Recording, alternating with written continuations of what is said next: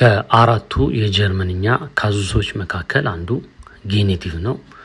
በዚህ ቪዲዮ ደግሞ አጠር አድርጌ ስለ ጌኔቲቭ ከአርቲክሎችና አድጀክቲቮች ጋር እንዴት አድርገን እንጠቀምበታለን የሚለውን እያንዳንዱን በዝርዝር በደንብ እዚህ ቪዲዮ ላይም በተቻለኝ አቅም ስክሪንሾቶቹን ለማጠቃለል ሞክሬያለሁ። ግን ያው እንደምላችሁ ሁሉ ጊዜ ሙሉውን ቪዲዮ ዛፍ ቲፕስ ዩቲዩብ ቻናል ላይ ገብታችሁ ማየት ትችላላችሁ።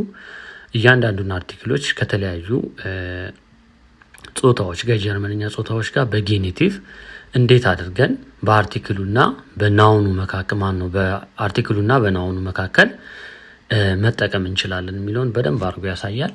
በጣም በስሎ ሞሽን አድርጌ እዚህ ጋር ስላስቀመጥኩላችሁ ከፈለጋችሁ እዚህ ጋር ፖዝ እያደረጋችሁት፣ ግን በተጨማሪ በደንብ መማር ለሚፈልግ ሰው እንዳልኳችሁ በደንብ አድርጌ ኤክስፕሌን እያደረኩኝ ያስቀመጥኩት ቪዲዮ አለ። የተቀመጠ ቪዲዮ ለማስታወስ ያህል ነው እዚህ ያስቀመጥኩላችሁ።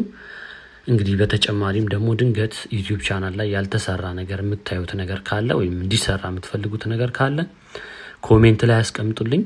በቀጣይ ደግሞ ምን አይነት ቪዲዮ ይዤላችሁ መጣ፣ በተለይ ቲክቶክ ላይ አጠር ተደርጎ የተሰራ እሱን ብታሳውቁኝ ደግሞ ደስ ይለኛል። ይበቃናል ለዛሬ።